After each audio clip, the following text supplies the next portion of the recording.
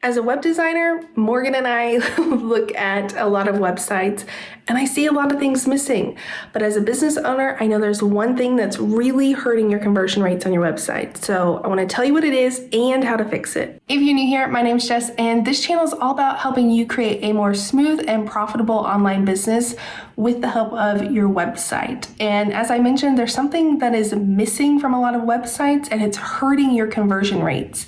So visitors are not converting into clients or customers. And that missing piece is social proof, client feedback, client reviews, whatever you want to call it. I see so many business owners missing this very important element on their website. And I know from talking to a lot of business owners that it is hard to get that client feedback. So I want to help you with this process. Okay, so the first step is to have a feedback form. It's much more effective to have a quick form that people can fill out instead of just emailing them and being like, hey, I'd love a testimonial. Can you just send me one? Because then people don't know what to say and you get kind of lame testimonials that are like, Jess is so nice to work with. That is not going to help convert people on your website. So we want to send them a quick form. I usually say about 8 to 10 questions, but we want to make sure that these are easy to answer questions that they can answer relatively quickly and they don't have to sit and think about. Recently, I was looking at one of my clients' feedback forms and she had a question. It was something along the lines of, describe your relationship with food before and after working with me. And I was like, that's going to take some thought, especially depending on how long you guys work together. But that can be hard to articulate for someone before and after. I mean, the after might be a little bit easier. They might be like, oh, it's great. I feel confident in how I'm eating and my nutrition, etc. But the before might be harder to articulate. So you don't want to ask too complicated of a question. And I know that sounds weird because it's like, is it that complicated of a question? You want them to not have to sit there and think and how do I describe this? The next step is to automate sending this form. You don't want to forget to send this, and you actually want to send this form twice, and it's going to be a little more difficult to remember to send that form the second time, which is why we want to automate it. So the first time you want to send it about a week after you finish working together. You want it to be relatively fresh in their brain, but it doesn't have to be like an hour after your last call. You can give them a few days.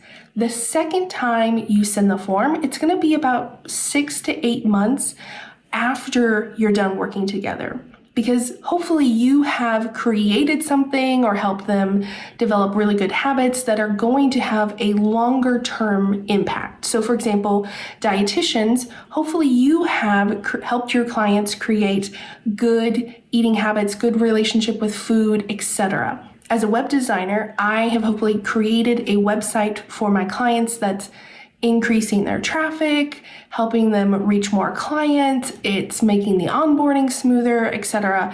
That's not going to be seen as soon as a week after we're done working together. It might see a little bit of a difference, but you're going to notice the impact more 6 to 8 months later. So again, I recommend the first form be sent about a week after you're done working together, and the second form is sent 6 to 8 months later. You can automate this if you are using a CRM like Honeybook, Dubsado, Practice Better, anything like that. This is really going to help you automate that so that you don't have to remember to email your clients. It's sent and you just come into your office one day and you see you have a new questionnaire filled out from a past client. So now comes the hard part, and that is actually getting the testimonials to your website, because we don't just want the testimonials, we actually want people to see them on the website. That's going to help your conversion rates. So there are a few things you could do to kind of streamline this process. One, if you have an assistant or a VA, you could forward those emails to her. She knows okay, I need to go add these to the website. And we'll talk about where to add them on the website next. If you don't have an assistant, maybe you have a folder in your inbox with testimonials.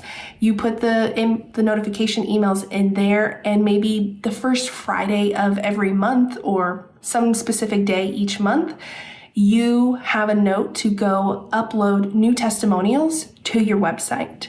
Create some kind of easy system. You could also just do it if you're like me. I usually just put the new testimonials on the website as soon as I get them. But being a website designer, I know it's a lot easier for me to just hop in real quick, add a testimonial. It's not as long of a process for me, but you might want to set aside a specific day so you can do all of these testimonials at one time. Now, where do we put the testimonials? This is a common question I get. I say everywhere. If you only have a few, start with your sales pages. Absolutely. That's the most important place for them to go. But if you have a lot, you can put 1 or 2 on the homepage, 1 or 2 on the about page, 2 or 3 on each sales page.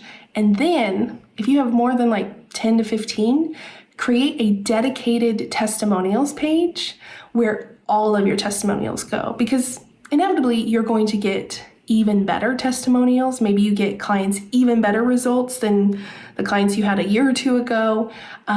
So you want to have this dedicated testimonials page, because just because you're swapping out this testimonial on the homepage doesn't mean it's not valuable anymore. So we want to keep all of them on this kind of master testimonial page. You can link to this from other pages. You can link to it from in your emails. If someone is for some reason requesting, more client feedback or client reviews on social media, you can link them to this page. It's really, really valuable. So start with your sales pages, expand to others, and then also create a dedicated testimonials page. Now, remember earlier I said you should add these new testimonials to your website at least once a month, and I meant it.